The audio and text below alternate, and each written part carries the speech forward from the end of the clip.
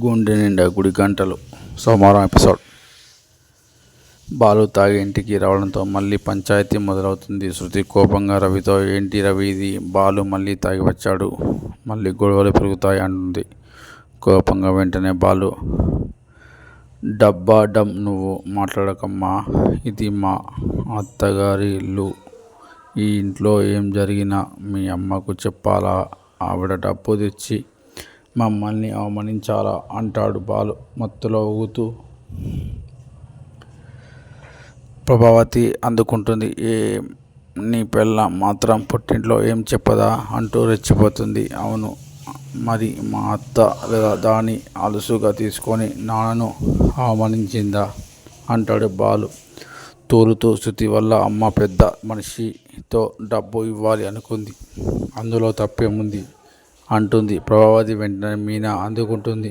ఏమన్నారు, ఆవిడ అంత పెద్ద మనసుతో డబ్బు తెచ్చింది కాబట్టి తీసుకోలేదని మీరు ఆయన్ని తిడుతున్నారా, అంటే ఎవరో దానం చేస్తే తీసుకోవాలా అంటుంది కోపంగా.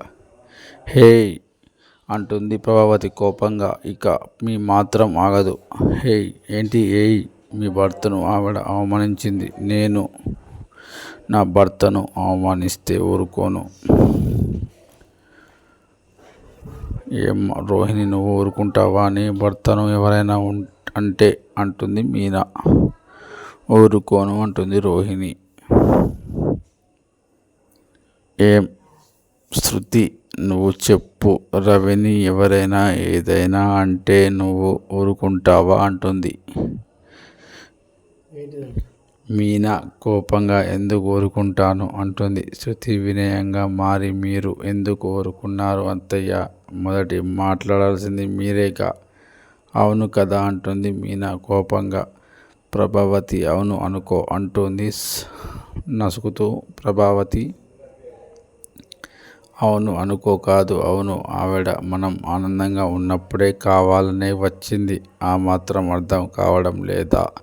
ఆవిడ 1,00,000 సోఫాలు తిప్పి పంపిన రోజే ఈ ఇంటి గౌరవం ఏంటో ఆమెకు అర్థం కాలేదు అనుకుంటున్నారు. 1,00,000 సోఫాలు తీసుకొని వాళ్ళం ఈరోజు 5 లక్షలు తీసుకుంటామే లేదో ఆమెకు తెలియదు అంటారు. ఆయన్ని రెచ్చిగొట్టి కావాలని శృతి మనసు విచ్చేయాలని ఆవిడ వచ్చారు అంటూ అసలు లాజిక్ పాయింట్ లాగుతుంది మీనా కోపంగా. ఇంటి మర్యాద ఆయన తీయలేదు, అసలు మామయ్య గారి మర్యాద తీయడం అంటే 10 మంది మధ్యలో నుంచి ఉన్న సొమ్ము అంతా ఎత్తుకొని పారిపోతే అది మార్పు తీయడం అంటే అని మనోజ్ని ఎత్తి పొడుస్తూనే అందరినీ కడిగి పారేసి రండి వెళ్దామని భర్తను పైకి తీసుకొని వెళ్ళిపోతుంది. సత్యం ఆవేదన ప్రభావతి వైపు కోపంగా చూస్తాడు.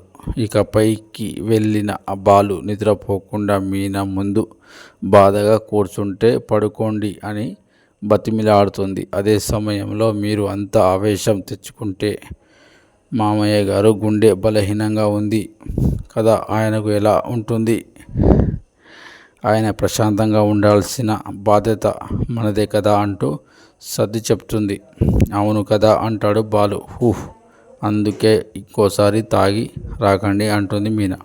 రాను, అక్కడే పడుకుంటాను అంటాడు బాలు. ఏంటి అంటుంది మీనా కోపంగా. మా నాన్న నన్ను కొట్టాడు,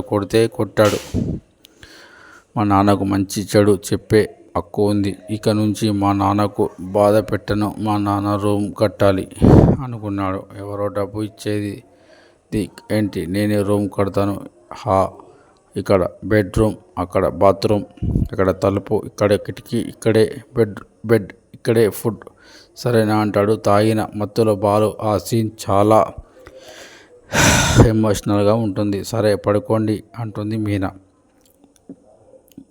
బాలు పడుకుంటాడు.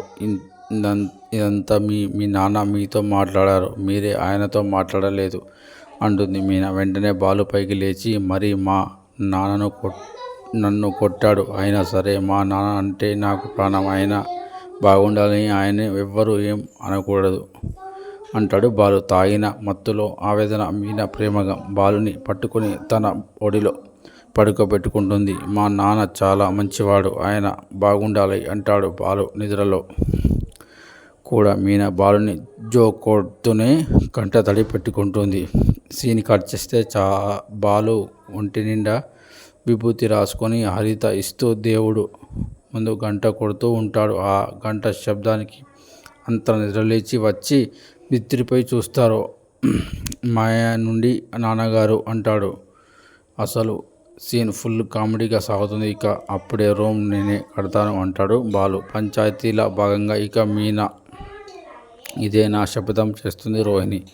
మనోజ్ ఇద్దరు కాస్త వెటకారంగా మాట్లాడతారు. గతంలో బంగారు మా ఆయన కొట్టాడు అని శబ్దం చేసింది పసుపు తాడుతోనే ఉంది. ఇప్పటికే మళ్ళీ ఇంకా శపథం అని వెటకారం చేస్తారు ప్రభావతి సహా ఆయన. మీనా తగ్గద్దు. ఆ పంచాయతీ తర్వాత బాలు మీనా దగ్గరకు వచ్చి ఇంకోసారి నీకు దానం పెడితేనే ఆవేశం శపథాలు చేయకు అనడంతో భలే కామెడీ ఉంటుంది. మరిన్ని వివరాలు తరువాయి భాగంలో చూద్దాం. నా ఛానల్ మీకు నచ్చితే లైక్ చేయండి, షేర్ చేయండి, సబ్స్క్రైబ్ చేయండి. మరిన్ని డైలీ వీడియోస్ సీరియల్ మీకు అందిస్తాను. Please subscribe.